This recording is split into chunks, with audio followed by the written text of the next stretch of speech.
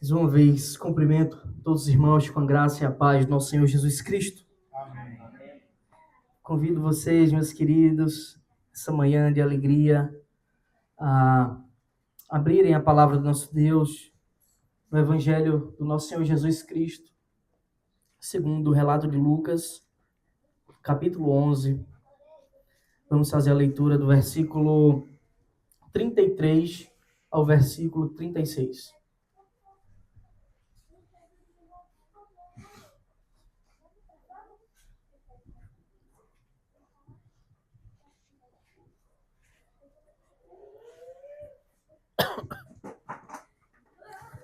Lucas, capítulo 11, do versículo 33 ao versículo 36, os irmãos encontraram? A palavra do nosso bondoso Deus diz assim: ninguém, depois de acender uma lamparina, a coloca em um lugar escondido, nem debaixo de um cesto, mas num lugar em que ilumina bem, a fim de que os que entram vejam a luz.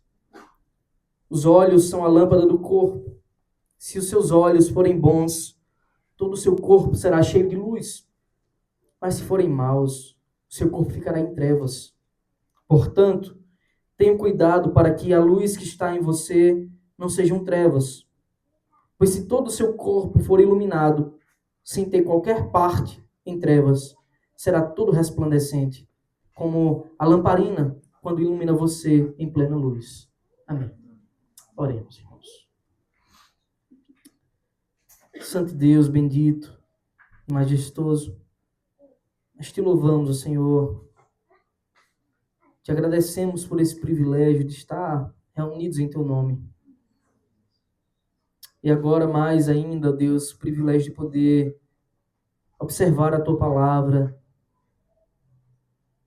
Eu te peço, Senhor, que o Senhor tenha misericórdia de nós, que o Senhor nos ensine, que o Senhor abra o nosso entendimento, que o Senhor, ó Deus, pelo teu Santo Espírito, nos instrua, ó Deus. Usa-me como um pequeno instrumento e não me permita falar o que não convém. Antes que a tua glória resplandeça, que o Senhor seja exaltado e adorado acima de tudo e de todos. Ajuda-nos, ó Deus. Edifica-nos pela tua palavra, é o que nós oramos e te pedimos, em nome de Jesus. Amém. Meus irmãos, o título dessa mensagem é uma pergunta: você está em luz ou em trevas? No conhecido Sermão da Montanha do nosso Senhor Jesus Cristo, está registrado por Mateus, lá no capítulo 5, que o Senhor Jesus ele apresentou duas metáforas sobre como deve ser a vida de um servo de Deus, de um cristão.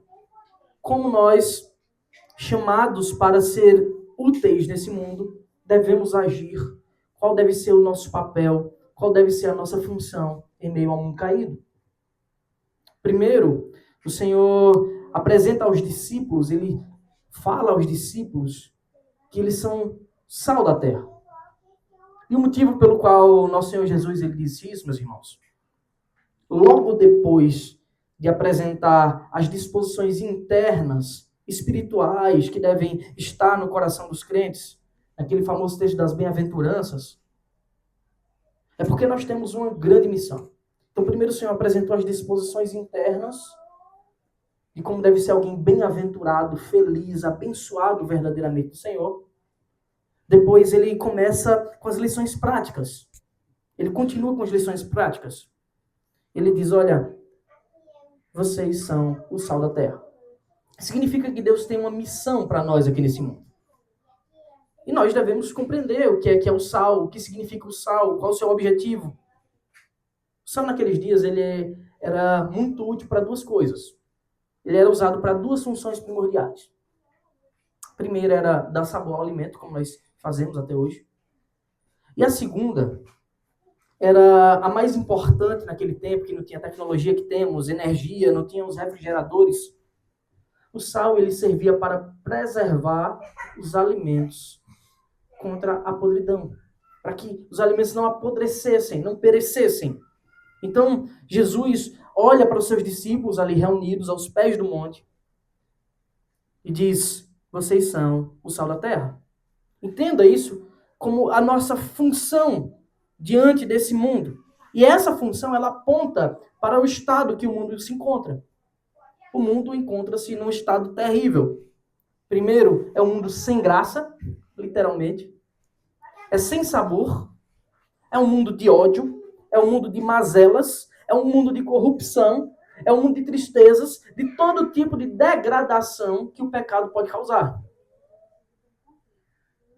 Então, Cristo está dizendo, vocês têm que dar sabor ao mundo, sentido ao mundo. Porque ele perdeu as suas diretrizes iniciais com a queda do pecado. Segundo, esse mundo é um mundo apodrecido. E nós somos chamados para ser o sal preservador. O pecado apodrece o mundo, apodrece os homens. E esses homens, por isso, estão prestes a perecer. Eles estão prestes a experimentar a condenação eterna. E é isso que o pecado faz. Ele mata, ele degrada, ele corrompe. E nós somos chamados para ser o sal. E é por isso que Jesus exorta aqueles ouvintes para que o sal não se torne insípido. Jesus diz, cuidado para que vocês não se tornem insípidos. Cuidado para que, tendo ouvido o chamado, vocês não percam a sua função inicial de dar sabor ao mundo. Não de que nós devemos nos deleitar nele, mas de dar sentido, apresentar a graça do Senhor e de preservar esse mundo, para que as pessoas não caiam. Esse é o mandato para a igreja. Ou seja, não percam as suas características espirituais, não percam a visão da eternidade, do chamado que vocês receberam do Senhor. A segunda metáfora que o Senhor Jesus traz imediatamente após essa é que o Senhor olha para os discípulos e diz, vocês também são a luz do mundo. Ele diz assim, em Mateus capítulo 5, do versículo 14 a 16, vocês são a luz do mundo. Portanto, não se pode esconder uma cidade no alto de um monte. De fato, é impossível. A cidade está no alto do monte, todo mundo que está embaixo vê a cidade erguida. Nem se acende uma lamparina para colocá-la debaixo de um cesto. Mas é num lugar adequado, onde ilumina bem todos os que estão na casa. Assim, brilhe também a luz de vocês diante dos outros, para que vejam as boas obras que vocês fazem e glorifiquem o Pai de vocês que está nos céus. Observe, para que a luz serve? Para iluminar. E a finalidade última e principal é que, no final das contas, aqueles que estão ao nosso redor devem também glorificar ao nosso Deus, porque Ele é digno de toda glória. Por isso que Jesus diz que nós somos a luz do mundo. O motivo não pode ser mais óbvio, irmãos.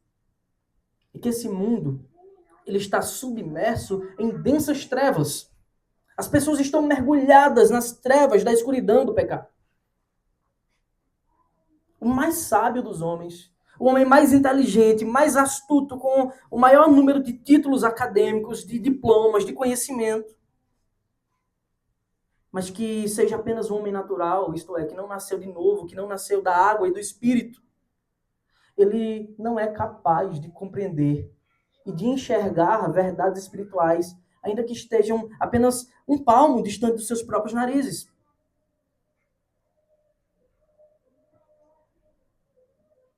Por isso que nós somos chamados para ser luz, para que essas trevas elas sejam dissipadas. Então todos aqueles que são embaixadores de Cristo, todos aqueles que foram chamados pelo Senhor, eles devem viver de tal modo que iluminam todos ao seu redor. Portanto, é inadmissível que alguém carregue o título de servo de Deus, de filho do Deus soberano. É inadmissível que essa pessoa, ao invés de estar iluminando a todos no seu devido lugar, esteja, por outro lado, andando na escuridão, se esgueirando pelas vielas, pelos vales, pelos lugares tenebrosos, praticando as mesmas obras das trevas. Assim como o sal, ele não pode se tornar insípido, senão ele perde a sua função. A luz, ela não pode ser colocada debaixo da cama. Ela não pode ser escondida em lugar algum, senão ela perde a sua função primordial. Quem foi chamado para ser um filho de Deus, um bem-aventurado, um servo do Senhor, deve saber que foi feito por Ele mesmo. Assim, uma lamparina santa, uma lâmpada do Senhor. Então, em primeiro lugar, temos qual a função da lâmpada, qual a função da lamparina? Para que é que serve uma lâmpada? Bem, essa função é óbvia. Qualquer criança saberia dizer para que serve uma lâmpada. Ela serve para iluminar o ambiente. Ela serve para trazer luz. Mas você deve estar lembrado, principalmente os irmãos que acompanham a nossa exposição sequencial, de que o Senhor Jesus, ele estava diante de uma multidão, realizando sinais, pregando a palavra, e naquela multidão estavam pessoas que se admiraram do seu ensino, que louvaram a Deus pelo seu grande feito. O Senhor tinha expulsado um demônio que tinha feito o homem se tornar mudo, e aquele homem havia voltado a falar, então era um milagre duplo, era libertação e cura. Mas haviam homens maus, haviam incrédulos entre eles, que mesmo diante de uma coisa tão grandiosa, de um feito tão sublime, é dito que aqueles escribas e fariseus que estavam ali, eles blasfemaram contra o Senhor. Eles cometeram a blasfêmia contra o Espírito Santo. Diz que o que Jesus fazia, ele fazia pelo poder de Beelzebul. Eles eram incrédulos. Esta incredulidade levou eles a blasfemarem. Levou eles a tentarem o Senhor, dizendo, então faça um sinal. E o Senhor disse, nenhum sinal será feito senão de Jonas. É diante desse contexto que o Senhor fala as seguintes palavras. Ninguém, depois de acender uma lamparina, a coloca em lugar escondido, nem debaixo de um cesto, mas um lugar que ilumina bem, a fim de que os que entram, vejam a luz. Essas são as palavras de Cristo. E com essas palavras, irmãos, Jesus ele está exortando cada um de nós. Ele está admoestando o seu povo. E também está apontando o profundo erro dos religiosos daquela época, dos escribas e dos fariseus. Não é fato que a lamparina ela serve para iluminar? Mas se ela for colocada embaixo da cama, para que ela serve? Isso é uma grande tolice. Ninguém faz uma instalação elétrica para botar uma luz embaixo da cama. Ou se essa lamparina ela for acesa dentro de uma gaveta fechada, para que ela serve?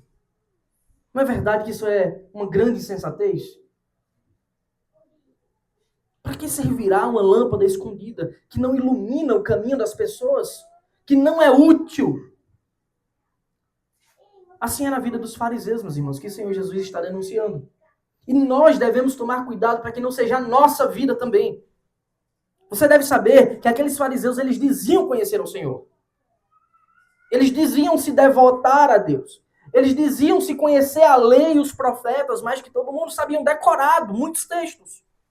Portanto, ler a Bíblia apenas, saber os textos decorados apenas, ter até um bom esquema teológico para interpretar as coisas, não quer dizer tanta coisa assim. Porque aqueles homens, eles escondiam a graça de Deus. Eles escondiam a bondade de Deus.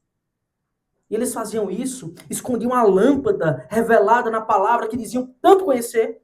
Eles escondiam debaixo de tapetes, de tradições, debaixo de fardos, debaixo de leis, de preceitos que o Senhor jamais entregou para ninguém. Isso acontecia de tal modo que qualquer pessoa que se aproximava daqueles homens não podiam sair iluminados. Eles não podiam ver a luz do Deus bondoso refletida neles. O que eles viam eram leis e mais leis, preceitos e mais preceitos, fardos pesados que jamais poderiam levar ninguém à glória de Deus. Eles não poderiam, ao se aproximar daqueles homens, conhecer um pai bondoso, o pai gracioso. Eles conheciam apenas um Deus que pune, um Deus que exige coisas impossíveis. De modo que nem eles mesmos eram iluminados. Pelo contrário, eles eram imersos em trevas. O Senhor fez sinais, ensinos diante deles. Eles viram sem ver. Eles não entenderam nada. Conheciam a palavra que revela a luz, mas por estar coberta, nem eles puderam ver a luz. Veja, mesmo aqueles homens sendo profundos conhecedores da lei e dos profetas, eles não conheceram o Senhor da lei. Eles tinham a letra da lei, mas não conheciam o Senhor da lei. Isso deve nos levar a um profundo senso de responsabilidade, meus irmãos, diante de Deus. Diante da nossa missão como lâmpadas do Senhor. Dia após dia, nós devemos nos certificar de que, de fato, somos iluminados pela verdadeira luz. E que ela, uma vez que clareou os nossos caminhos, agora resplandece em nós, para que a gente possa também iluminar os demais. Quem quer que esteja ao nosso redor deve ser iluminado pela graça de Cristo. Todos nós devemos saber disso urgentemente. Há uma profunda diferença entre conhecer a respeito da luz e ser iluminado por ela. Há uma diferença muito grande. E esse é um convite para que você, de fato, se achegue à luz. Não só para ouvir falar dela, mas para se aproximar dela. Experimentar da bondade desse Deus. E outra coisa que nós devemos saber é que jamais devemos confundir entre a lâmpada e a luz. Nós temos uma tendência de confundir as coisas. Nós somos as lâmpadas, mas Cristo é a luz do mundo. Nós somos os portadores desse brilho, do brilho dessa luz que vindo ao mundo ilumina todo homem. E se já fomos iluminados, nós devemos viver agora de acordo com a revelação que nos foi dada, da graça que nos purificou de todo pecado. Para que, agora sim, espelhemos o brilho da glória de Deus. A nossa relação com a luz é até uma ilustração antiga. É a mesma relação que existe entre o Sol e a Lua. O Sol tem luz em si mesmo. Mas de noite a Lua brilha para iluminar o mundo.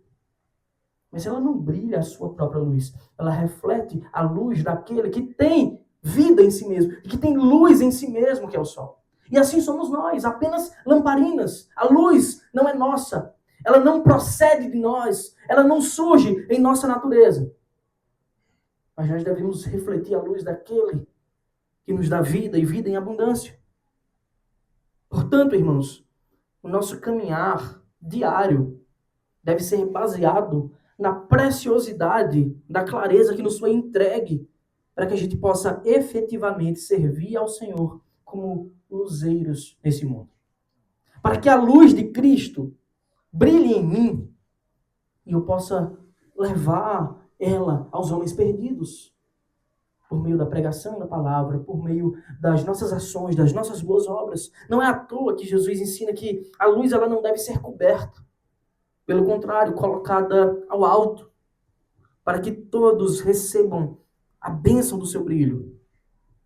Portanto, se você já foi iluminado, é seu dever deixar a luz de Cristo brilhar ao alto. É seu dever não esconder e não permitir que ninguém esconda a claridade da glória de Deus nesse mundo que está submerso em densas trevas. Mas alguém pode fazer o seguinte questionamento. Em segundo lugar, temos, então, como ser iluminado? Como eu posso ser iluminado, receber dessa santa luz? Jesus, ele continua dizendo no versículo 34.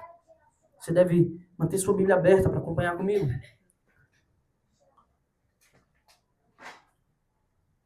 Ele diz, os olhos são a lâmpada do corpo.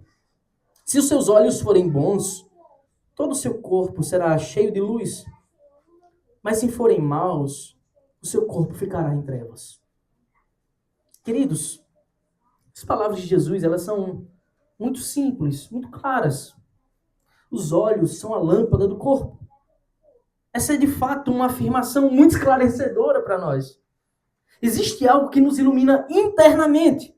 Observe que os olhos, eles não são a lâmpada com a qual iluminamos o mundo, mas a lâmpada que ilumina o nosso corpo, o nosso interior, a nossa vida. O que é que ilumina o meu caminhar primeiro? Isso nos ensina uma verdade básica, que é necessário primeiro sermos iluminados por inteiro, para só depois podermos servir como lâmpadas, como luzeiros para o mundo. E a natureza do que nos ilumina é revelada pelos nossos olhos. Ou seja, por aquilo que nos guia, aquilo que almejamos, aquilo que desejamos, aquilo que minhas mãos querem tocar, aquele caminho pelo qual meus pés querem trilhar. Os nossos pés, eles andam pelos lugares onde os nossos olhos acham melhor. As nossas mãos tocam e seguram aquilo que os nossos olhos nos guiam. Aquilo que o nosso coração deseja. E é exatamente por isso que os olhos são colocados aqui como a lâmpada do corpo. Pois são eles que definem onde iremos, o que pegaremos. E obviamente quando Jesus fala dos olhos, ele está fazendo uma parábola quanto à disposição interna, espiritual que carregamos. Então, é o resultado da ilustração óbvia. Se os olhos forem bons, isto é, se nós desejamos aquilo que é santo, se eu fui iluminado internamente pelo Espírito Santo, se eu desejo o que é puro, então todo o meu corpo procederá de igual modo. Se eu quero o que é puro, eu sou guiado por disposições puras, eu farei o que é santo, então todo o meu corpo terá luz. Mas se os meus olhos forem maus, isto é, se eles desejarem o que é mal, se eles quiserem trilhar caminhos errados, pegar o que não deve, fazer o que não deve, todo o meu corpo se inclinará para essa disposição da carne. E eu farei o que é mal, e todo o meu corpo estará em trevas. Portanto, um bom exercício para cada um de nós fazermos, um autoexame constante para sabermos se temos olhos bons ou maus, se as nossas disposições espirituais têm sido santas, puras ou ímpias e pecaminosas. Deve ser, irmãos, fazermos algumas perguntas para nós mesmos. Perguntas óbvias, de acordo com essa passagem. Onde os seus pés têm levado você? Quais são os caminhos que eu tenho ido ou desejado ir? O que as suas mãos têm tocado? Por exemplo, a gente está em dias de festa aqui na cidade. E é incrível como muitos cristãos, pessoas regeneradas ou ditas regeneradas, elas se tremem, elas ficam, meu Deus, eu quero tanto ir para esse lugar, mas agora eu sou crente. Mas o desejo, o fato de você ter esse desejo ainda de estar em lugares tão maus, tão perversos, indica que você ainda precisa ser iluminado. Onde os seus pés têm te levado? O que as suas mãos têm tocado? Quais os seus desejos? Quais os seus anseios? O que tem ocupado a sua mente na maior parte do tempo? Dependendo de como você responda a essas perguntas, de forma honesta, para si mesmo, você saberá se seus olhos são bons ou maus diante de Deus. E a consequência é que você saberá também se seu corpo está em luz ou em trevas. Mas se eles forem maus? E se eles Não se preocupam como devia com as coisas do Senhor. E se eu não tenho ainda o apego à eternidade que eu devia ter? E se eu não tiver ainda o desejo de levar as pessoas a Cristo, como era o óbvio que todo cristão deveria ter? Como isso pode ser consertado? Como ter olhos bons?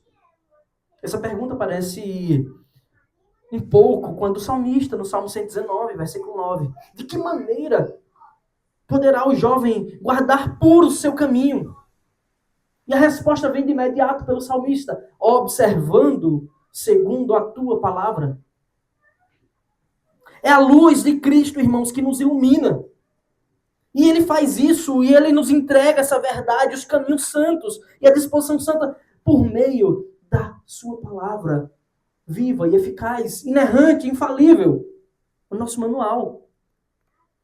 Mais adiante, no versículo 105 do mesmo capítulo, do mesmo salmo, o salmista escreve: lâmpada para os meus pés é a tua palavra, é luz para os meus caminhos. Então, para que os nossos olhos sejam bons, é fundamental que a gente viva debaixo do bom conselho de Deus, em verdadeira santidade, iluminados pela luz daquele que dissipa todas as trevas, Jesus Cristo. Ele mesmo declara, de novo, Jesus lhes falou dizendo em João 8,12, eu sou a luz do mundo. Quem me segue não andará nas trevas. Pelo contrário, terá a luz da vida. Então, a primeira disposição que nós devemos ter é buscar uma vida de devoção à palavra de Deus, não como a daqueles escribas e fariseus. Não tentando provar teses, não tentando achar as respostas que eu quero para os meus dilemas, mas tentando descobrir o que o Senhor tem para mim, o que o Senhor me ensina na sua palavra. Mas o perigo de nossos olhos serem maus é verdadeiro. Caso isso ocorra, todo o nosso corpo estará em trevas. Isso significa, irmãos, que ainda que sejamos membros de uma igreja, ainda que essa igreja seja saudável, tenha uma boa teologia, nós não poderemos agradar a Deus com a nossa vida se andarmos em más disposições. Na verdade, aqueles que andam em trevas, mesmo diante da exposição da pura palavra de Deus, eles estão mostrando e revelando que estão totalmente alienados do Senhor, distantes do Senhor, vivendo o que nós chamamos de uma incredulidade prática. Incredulidade prática é aquela que a sua boca diz uma coisa, eu creio no Senhor, mas as suas ações dizem outra. Se vocês perguntassem aqueles fariseus, eles jamais diriam que eram incrédulos. Eles se diriam as pessoas mais fervorosas e santas de todas. Mas as suas ações demonstravam outra coisa. Eles eram incrédulos. Então, ser um mero religioso não quer dizer nada, se isso não vier acompanhado da verdadeira luz que nos ilumina. Então, Jesus agora ele passa do ensino para a advertência. Em terceiro lugar, temos um alerta contra caminhar nas trevas.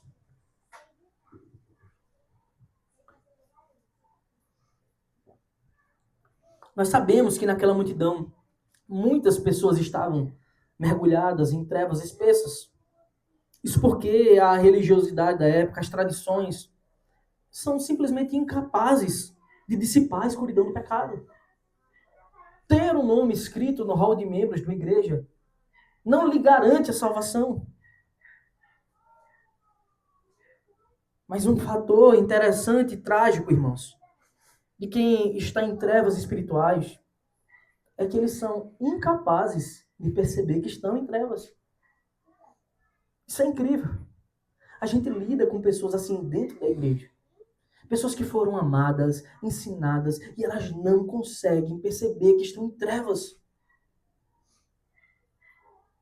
Um exemplo nessa passagem é aqueles próprios escribas e fariseus, que mesmo conhecendo a lei, conhecendo os profetas, decorando a Torá, eles estavam tão obscurecidos pelo pecado, a incredulidade era tão grande que não puderam compreender o óbvio.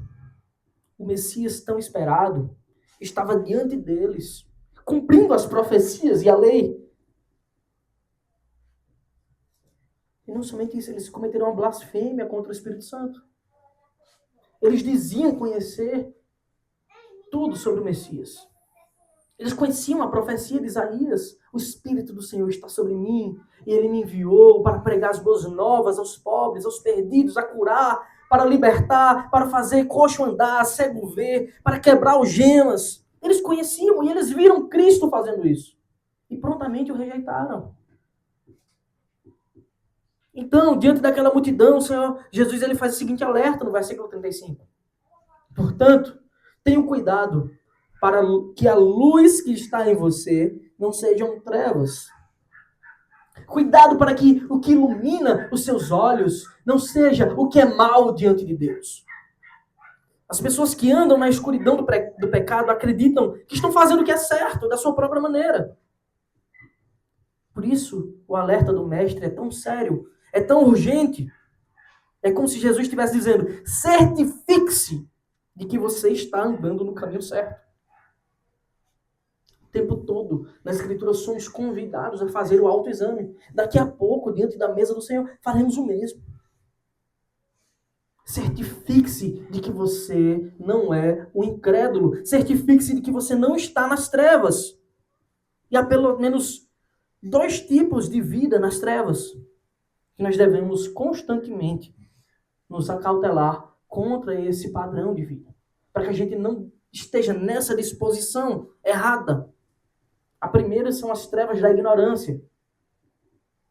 Por isso, conhecer ao Senhor e buscá-lo através de sua palavra é algo fundamental. Só assim nós seremos iluminados por Ele. Só assim nós poderemos ser luz nesse mundo. É fundamental que conheçamos o Senhor. Em 2 Coríntios 4:6, Paulo escreve, porque Deus que disse, das trevas resplandeça a luz. Ele mesmo resplandeceu em nosso coração. O intuito para a iluminação do conhecimento da glória de Deus na face de Jesus Cristo. O Senhor é quem dissipa as trevas da ignorância. Então nós devemos mergulhar, amar a palavra de Deus, nos deleitar nela, para que não sejamos ignorantes contra quem é o nosso Deus. Para que não sejamos ignorantes quanto à salvação que nos é proposta unicamente pela graça. Para que não sejamos ignorantes quanto ao nosso papel nesse mundo de glorificar a Deus e nos alegrar nele para sempre. E nós, irmãos, que fomos feitos luz pelo Senhor, temos a missão também de levar a luz para que o mundo não seja ignorante quanto ao que o Senhor requer de nós. Mas a segunda condição, trevas, é a pior, que é a da incredulidade. Há incrédulos que nunca experimentaram a palavra. E há os que dizem conhecer a Deus. Há incrédulos que prontamente rejeitam, não quero saber disso. Mas há aqueles incrédulos que dizem conhecer o Senhor. Que são religiosos, mas o negam pelo que creem, pela forma como vivem. Essa é a pior das trevas. E essa é a que nós, que já recebemos a luz do Senhor, que vivemos no meio do seu povo, mais e mais devemos nos acautelar. Para que não estejamos sempre tão apegados, tão próximos às coisas santas, que o nosso coração passe a tratá-las como comuns e simples.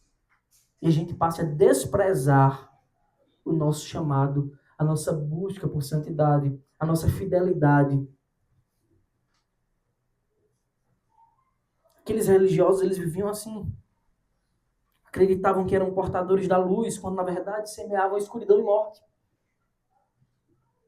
Nós também corremos o risco de viver segundo os nossos achismos, de caminhar por caminhos maus, de sermos profundamente religiosos, mas vazios de Cristo.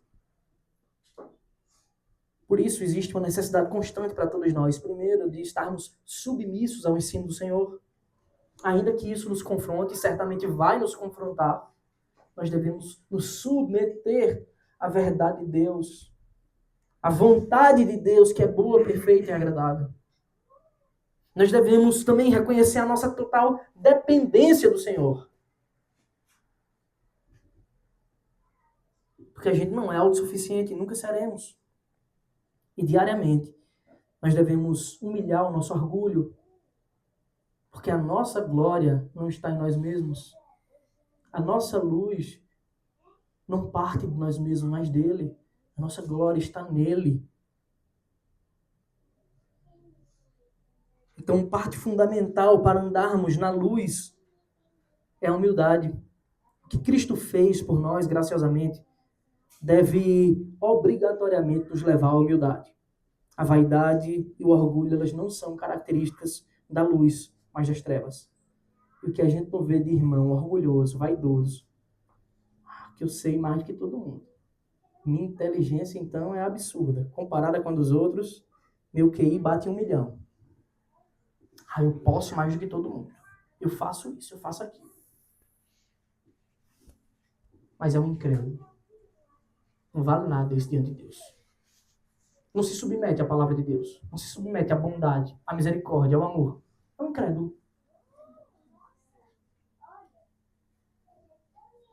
Então, uma vez que entendemos que o papel da luz é iluminar, uma vez que entendemos como andar na luz, que é sendo guiados pela palavra de Deus, em total submissão a ela, uma vez que entendemos o perigo de estar nas trevas, que leva à morte e à condenação, nós passamos para o quarto ponto e último ponto. Iluminando ao nosso redor. Como faremos isso?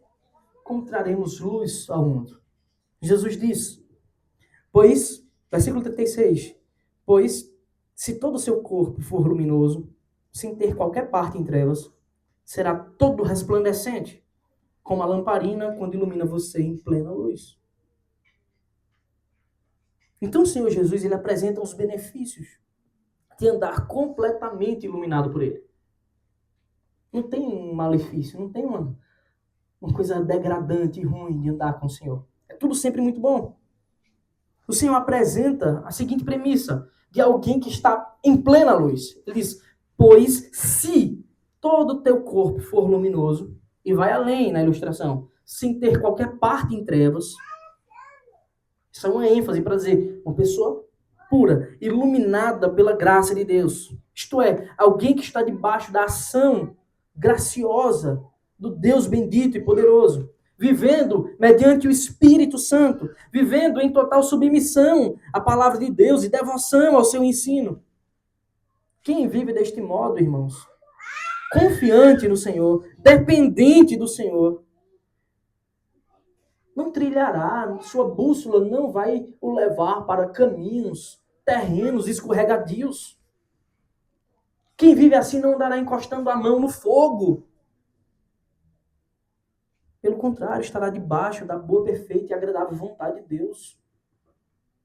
Uma vez que toda virtude que há vem do Senhor, como Tiago afirma. No capítulo 1, versículo 17, ele diz, toda boa dádiva e todo dom perfeito vem lá do alto. Descendo de onde? Descendo do Pai das luzes, em quem não pode existir variação ou sombra de mudança. Uma vida na luz do Senhor é aquela que é vivida com fé verdadeira. Ou seja, crendo, confiando verdadeiramente. Diferente das trevas, da incredulidade. É uma vida vivida com temor. Diferente da desobediência. O temor ao Senhor nos leva a obedecê-lo respeitosamente. Confiar nele. Quem vive na luz do Senhor vive uma vida de santidade. Ainda que difícil, ainda que a luta contra os desejos da nossa carne seja constante. Nós vivemos uma disposição oposta à obscuridade da devassidão do pecado. E quarto, nós devemos viver uma vida de justiça, contrária à disposição mundana de infidelidade. Por isso nós devemos clamar ao Senhor para que nós sejamos achados fiéis à sua palavra, fiéis a Ele. Assim, meus irmãos, são as lâmpadas do Senhor nesse mundo. E quais são as consequências de uma vida assim? Vivendo na luz do Senhor. Jesus diz as consequências. Que esse corpo ele será todo resplandecente, como a lamparina quando ilumina você em plena luz. É para isso que você é chamado, meu querido irmão. Para ser resplandecente nesse mundo que está totalmente mergulhado em pecados e corrupções. Mas não se esqueça, o papel da lamparina, ela não é aparecer. Na verdade, ninguém aguenta ficar olhando para a lamparina, para a luz. É incômodo. Porque a lâmpada, ela não é a protagonista da história. O protagonista da história é a verdadeira luz, que é Cristo, que nós devemos espelhar. Essa luz que vinda ao mundo ilumina todo homem. Cristo deve resplandecer. Somente Ele deve receber a glória. Nós, muito nos alegramos em levar a sua luz ao mundo. De forma prática, irmão, a sua conduta santa, firmada na graça de Cristo, entregue na cruz do Calvário em nosso lugar, deve ser guiada pelo zelo à palavra de Deus. E ela deve impactar o mundo em que você vive. Seja na sua casa, você deve resplandecer a luz de Cristo lá, ajuntando, como o Senhor ensinou, não espalhando, iluminando e não trazendo trevas, amor e não ódio. Você deve ser piedoso e não ímpio no seu lar, a princípio. Talvez seja um dos lugares mais difíceis de ser piedoso. Segundo, o mesmo vale para o seu trabalho. Lá você deve ser santo, você deve ser útil, você deve ser justo, não corrupto, não infiel a Deus. Diante dos seus amigos você deve ser puro e crente. Porque parece que temos pessoas que na igreja têm uma personalidade, no trabalho outro, em casa outro, diante dos amigos outra.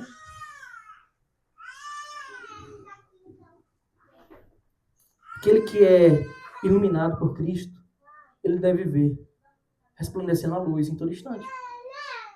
São as coisas simples do nosso dia. Nós devemos fazer resplandecer a luz do nosso Senhor. E jamais devemos enterrar a luz, como alguns que se desanimam na caminhada. Mas expô-la diante de todos com a nossa maior alegria, pregando a palavra do Senhor em tempo e fora de tempo, tributando a Ele toda glória, toda honra, todo louvor pelos seus grandes feitos, pelos grandes feitos que Ele fez em nós e por nós, como diz o salmista, no Salmo 18, versículos 27 e 28, porque Tu salvas o povo humilde, mas os olhos soberbos Tu os abates, porque fazes resplandecer a minha lâmpada, o Senhor meu Deus derrama luz nas minhas trevas. É diante desse Deus que estamos. É diante do seu amor que estamos. Essa é a responsabilidade que carregamos, irmãos. E foi justamente isso que aconteceu nessa cena. Os altivos, os falsos religiosos, eles saíram abatidos, envergonhados. E os desprezados e humildes, iluminados pelo Senhor. E é isso que pode acontecer hoje aqui, se você de fato experimentar do Senhor. Você verá que Ele é bom e que a sua misericórdia ela dura para sempre. E que você pode confiar na bondade desse Deus supremo e soberano.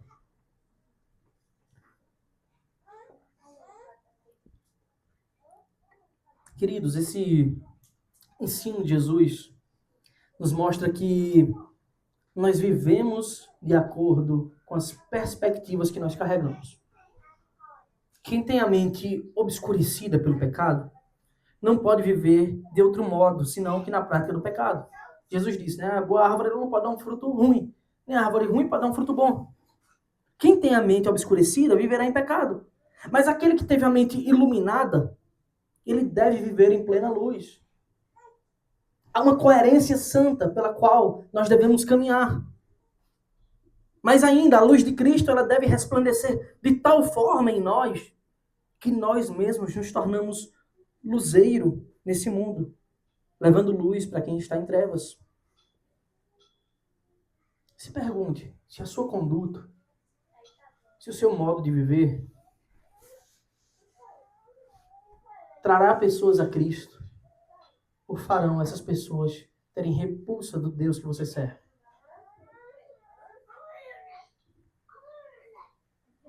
Com essas palavras, Jesus está nos animando para viver em conformidade com a sua luz.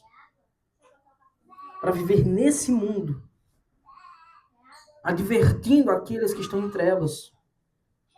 Apesar de ser um ensino de Cristo cheio de ilustrações, ele é totalmente aplicável em nossa vida, a ponto de nossa pregação associada à nossa conduta, ela impactar as pessoas ao nosso redor. Veja como o apóstolo Paulo ele apresenta o mesmo ensino de Cristo para os filipenses. Convido você a abrir sua Bíblia, Filipenses capítulo 2, a partir do versículo 14. É assim que faremos resplandecer a luz de Cristo, irmãos, vivendo uma disposição contrária à do mundo. Se o mundo vive em trevas, em uma determinada disposição, e nós vivemos em luz, na luz de Cristo, devemos viver no sentido oposto, caminhando na contramão do mundo.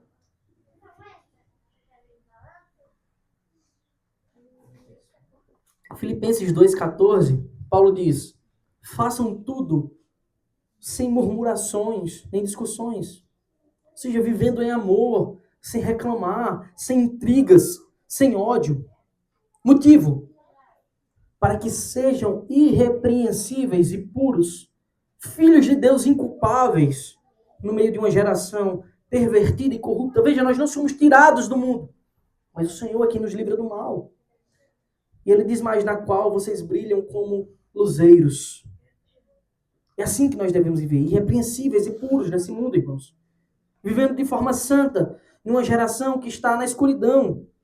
Numa geração totalmente corrompida, com más disposições, porque jaz no maligno. Mas nós já fomos salvos e resgatados das trevas para a luz. E quando agimos de acordo com a luz, nós brilhamos como luzeiro no mundo para essas pessoas que estão sem esperança. E ele diz mais, preservando a palavra da vida. É assim que devemos fazer. Aqui está a fonte que nos apresenta a luz de Deus, a palavra da vida. Nós devemos ter um carinho, um apego, um amor pela palavra de Deus tão grande que ela não deve se apartar da nossa boca, dos nossos lábios, dos nossos olhos, um dia sequer. Nós devemos estar submissos ao que o Senhor nos revela através da sua palavra. E caso você ainda não conheça o Senhor, tenha apenas ouvido falar, mas não tenha experimentado, para tudo isso ser possível em sua vida, é necessário que você se aproxime dessa luz. A palavra de Deus diz que as pessoas elas não se aproximam da luz de Cristo para que as suas obras não fiquem evidentes, expostas, porque a luz brilha e traz à tona todas as coisas más que fazemos. Isso acontece porque nada pode ficar oculto diante de Deus. Isso, a princípio, pode parecer incômodo para alguém que quer dar o primeiro passo em direção a Cristo. Mas você deve fazer isso. É como alguém que lhe acorda no susto. Você, na escuridão, e vai lá, acende aquela luz forte, você abre o olho e aquilo incomoda bastante. Mas depois que você está vivendo, caminhando na luz, você percebe que é a melhor maneira de se viver. Porque assim você não esbarra nas coisas. Os seus olhos passam a ser iluminados e acostumados com aquilo. E o Senhor te convida para viver debaixo da luz. Melhor que isso, o Senhor te convida para levar a luz ao mundo, para ser um portador da luz de Cristo. Para fazer outros discípulos. Esse é o convite da graça, não só para viver o agora, mas para desfrutar de todas as bênçãos espirituais das regiões celestiais em Cristo, para sempre, por toda a eternidade. Recebendo o seu perdão e sendo participante da promessa da eternidade. Creia. Quem crê, vive de acordo com o que crê. Você será salvo. Porque Deus é bom e a sua misericórdia ela dura para sempre. Amém. Convido você a se colocar de pé para a gente louvar o nosso Deus. Quer dizer, vamos nos aproximar da ceia primeiro e assim louvaremos ao Senhor mais adiante.